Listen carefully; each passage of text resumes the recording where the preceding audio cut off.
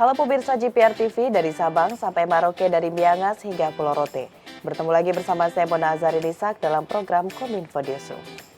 Halo pemirsa GPR TV dari Sabang sampai Merauke.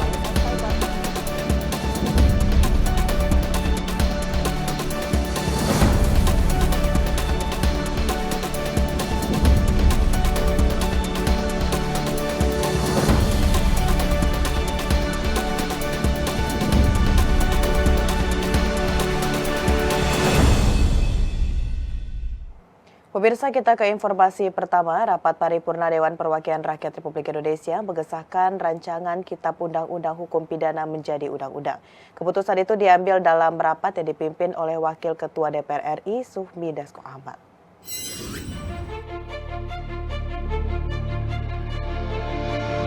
DPR resmi mengesahkan rancangan Kitab Undang-Undang Hukum Pidana atau RKUHP jadi undang-undang. RKUHP disahkan dalam rapat paripurna ke-11 yang digelar hari ini, Selasa 6 Desember 2022. Rapat yang dipimpin oleh Wakil Ketua DPR, Sufmi Dasko Ahmad, memastikan berbagai pasal krusial dalam RKUHP telah banyak diperbaiki secara hati-hati sesuai masukan masyarakat. Sebelum disahkan, Komisi 3 DPR RI bersama pemerintah telah mengesahkan RKUHP pada pembicaraan tingkat 1 yang berlangsung pada 24 November 2022. Hasil kesepakatan itu kemudian dibawa ke rapat paripurna. Bila itu, hukum pidana terbaru akan menggantikan KUHP warisan kolonialisme Belanda di Indonesia. Lebih lanjut, Sufmi Dasko menyebut disahkannya RKUHP menjadi penting bagi perbaikan hukum agar terciptanya tujuan pembangunan nasional dan membangun masyarakat yang adil dan makmur. Pemerintah telah mensosialisasikan RKUHP dengan melibatkan berbagai elemen masyarakat dan melalui serangkaian kajian. Pelibatan masyarakat bertujuan agar tidak menimbulkan polemik dan disinformasi. Apakah rancangan undang-undang tentang Kitab Undang-Undang Hukum Pidana dapat disetujui untuk disahkan menjadi undang-undang? Terima kasih. Menteri Hukum dan HAM Yasona Lawli yang hadir mewakili pemerintah menyampaikan pendapat akhir Presiden Joko Widodo atas pengesahan Undang-Undang KUHP. Menkumham meyakini disetujuinya RKUHP akan menjadi dasar sistem hukum pidana Indonesia yang lebih maju seiring perkembangan di bidang ilmu hukum pidana. Kita semua mengharapkan semoga rencana undang-undang tersebut dapat disetujui bersama dalam rapat paripurna DPR RI untuk selanjutnya disahkan menjadi undang-undang. Dengan disetujuinya rencana undang-undang KUHP dapat menjadi peletak dasar bangunan sistem hukum pidana nasional sebagai perwujudan dari keinginan untuk mewujudkan misi dekolonisasi KUHP, peninggalan warisan kolonial, demokratisasi hukum pidana, konsolidasi hukum pidana, adaptasi dan harmonisasi terhadap berbagai perkembangan hukum yang terjadi, baik sebagai akibat perkembangan di bidang ilmu pengetahuan hukum pidana, maupun perkembangan nilai-nilai, standar, serta norma yang hidup, perkembangan dalam kehidupan masyarakat hukum Indonesia, dan sebagai refleksi kedaulatan nasional yang bertanggung jawab. Rapat paripurna pengesahan RKUHP dihadiri secara fisik sebanyak 18 anggota dewan dari semua fraksi, sementara 108 orang menghadiri rapat paripurna pengesahan secara virtual. Pemirsa, selain mensahkan RKUHP, DPR dan pemerintah dalam rapat paripurna turut mensahkan Undang-Undang Kerjasama Pertahanan antara Indonesia dengan Singapura dan Fiji. Menteri Pertahanan Prabowo Subianto dalam sidang paripurna mengatakan pengesahan kerjasama antara RI dan Singapura ini bisa memperkuat hubungan bilateral dua negara.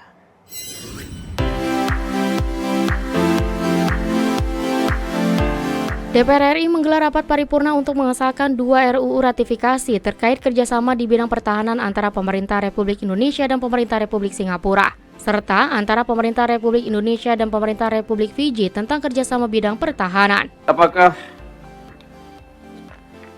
rancangan undang-undang tentang pengesahan perjanjian antara pemerintah Republik Indonesia dan pemerintah Republik Singapura tentang kerjasama pertahanan dapat disetujui? Mewakili pemerintah Indonesia, Menteri Pertahanan Republik Indonesia Prabowo Subianto pun menyambut baik adanya pengesahan perjanjian antara pemerintah Republik Indonesia dan pemerintah Republik Singapura. Sebagai informasi, perjanjian tentang ekstradisi buronan antara pemerintah Indonesia dan Singapura menjadi penting lantaran Singapura kerap menjadi tujuan akhir atau tujuan transit pelaku kejahatan dari Indonesia, lantaran letaknya berbatasan langsung dengan teritori Indonesia. Perjanjian tentang ekstradisi buronan tersebut mengatur sejumlah hal, diantaranya kesepakatan para pihak untuk melakukan ekstradisi, tindak pidana yang dapat diekstradisikan, dasar ekstradisi, pengecualian wajib terhadap ekstradisi, permintaan dan dokumen pendukung, serta pengaturan penyerahan.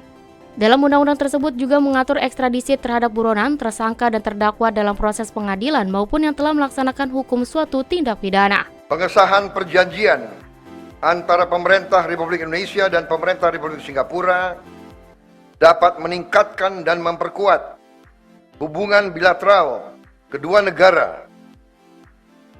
Hal ini sejalan dengan arahan Presiden Joko Widodo dalam Leaders Retreat Indonesia-Singapura di Kabupaten Bintan, Kepulauan Riau, tanggal 25 Januari 2022. Menyambut baik kerjasama di bidang politik, hukum, dan keamanan. Dengan tercapainya kesepakatan antara lain, perjanjian ekstradisi, persetujuan Flight Information Region, dan perjanjian kerjasama pertahanan.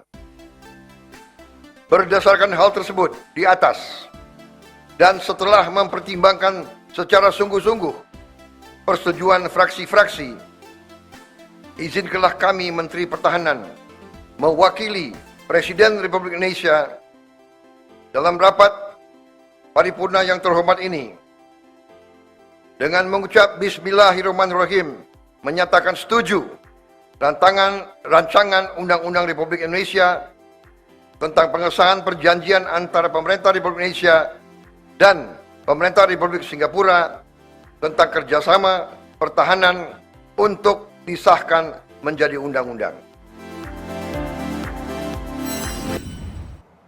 Informasi selanjutnya pemirsa, Menteri Perdagangan Zulkifli Hasan menghadiri peluncuran perundingan perjanjian perdagangan bebas Indonesia Eurasia Economic Union. Perundingan perjanjian dagang tersebut akan dilakukan oleh kedua negara dalam 2 tahun ke depan.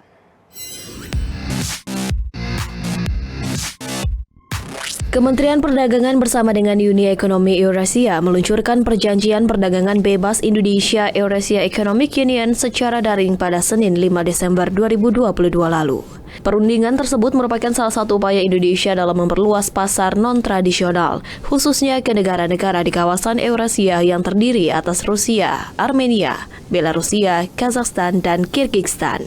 Menteri Perdagangan Republik Indonesia Zulkifli Hasan mengatakan bahwa inisiatif perjanjian dagang ini mencakup perdagangan barang, aturan untuk memfasilitasi perdagangan, dan kerjasama terkait ekonomi. Mengingat pada tahun 2021 total perdagangan Indonesia Uni Ekonomi Eurasia tercatat 3,3 miliar dolar Amerika Serikat, di mana pada periode tersebut ekspor Indonesia dengan Eurasian Economic Union members tercatat sebesar 1,5 miliar dolar Amerika Serikat, dan sedangkan impor Indonesia dari Eurasian Economic Union members sebesar 1,8 miliar dolar Amerika Serikat. Lebih lanjut, Zulhas juga menyambut baik perjanjian ini yang diharapkan mampu menciptakan lapangan pekerjaan baru dan menangkap peluang kerjasama, sekaligus memperkuat ketahanan pangan antar kedua pihak. Saya menyambut baik inisiatif ekonomi berupa perundingan perjanjian perdagangan.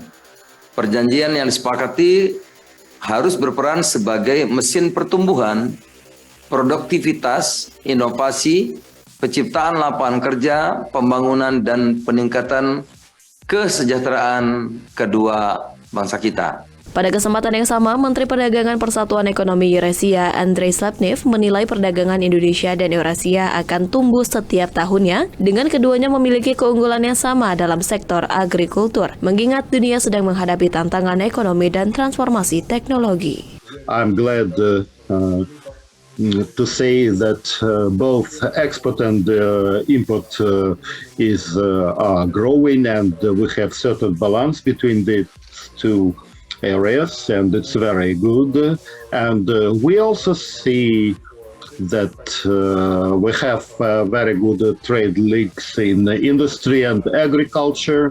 And today, when all the countries are facing a challenge of food safety and technological transformation, of course, it's very important to create a solid legal framework for further cooperation, and we are convinced that this agreement that we are initiating and starting will be a success and provide new opportunities for our businesses to create new jobs, to strengthen food safety, energetic safety, and on the whole, the development of our countries.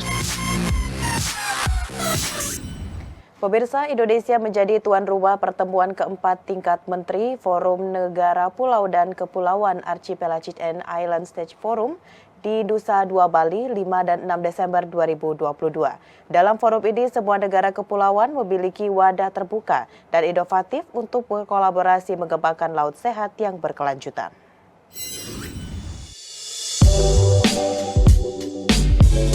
Indonesia mendorong pemulihan pasca pandemi berbasis ekonomi biru, pengembangan berkelanjutan dan kesehatan laut serta terciptanya solidaritas antar negara kepulauan. Melalui pertemuan keempat tingkat Menteri Forum Negara Pulau dan Kepulauan Archipelagic and Island States Forum atau AIS Forum di Nusa Dua Bali pada 5 hingga 6 Desember 2022. Dalam forum ini, semua negara kepulauan memiliki wadah terbuka dan inovatif untuk berkolaborasi mengembangkan laut sehat yang berkelanjutan. Indonesia memandang penting Forum AIS sebagai forum untuk membangun kemitraan strategi dengan negara, organisasi, dan pelaku pembangunan lain, baik di tingkat regional maupun global secara aktif. Untuk itu, Indonesia mengajak negara-negara anggota AIS Forum berkolaborasi dan gotong royong memperkuat kerangka kerjasama konkret AIS Forum. Jenderal Kotoni Rina Richard selaku Menteri Luar Negeri ad interim Republik Madagaskar dalam sambutannya menekankan, partisipasi Madagaskar dalam konferensi solusi inovasi biru yakni pertemuan untuk menemukan metode inovatif untuk melindungi kekayaan alam maritim. Madagaskar melakukan upaya untuk mendorong pertumbuhan ekonominya melalui penerapan Madagaskar Emergence Plan. Itu untuk mempercepat pertumbuhan. Beberapa komitmen telah dibuat mengenai hal ini mengingat potensinya yang besar dalam hal eksploitasi perikanan dan wisata. AIS Forum merupakan platform kerjasama konkret yang dibentuk untuk mewadahi 47 negara pulau dan kepulauan di seluruh dunia untuk bersama-sama mengatasi tantangan dan permasalahan yang dihadapi khususnya pada sektor pembangunan kelautan. Organisasi internasional ini dibentuk pemerintah Indonesia sebagai bagian dari diplomasi maritim untuk mewujudkan Indonesia sebagai poros maritim dunia. Adapun 4 agenda utama AIS Forum adalah adaptasi dan mitigasi perubahan iklim, pembangunan ekonomi biru, penanggulangan sampah plastik di laut, dan tata kelola laut yang lebih baik. Pemirsa, setelah jeda iklan berikut kami akan kembali dengan berbagai informasi lainnya. Tetaplah bersama Komet Newsroom.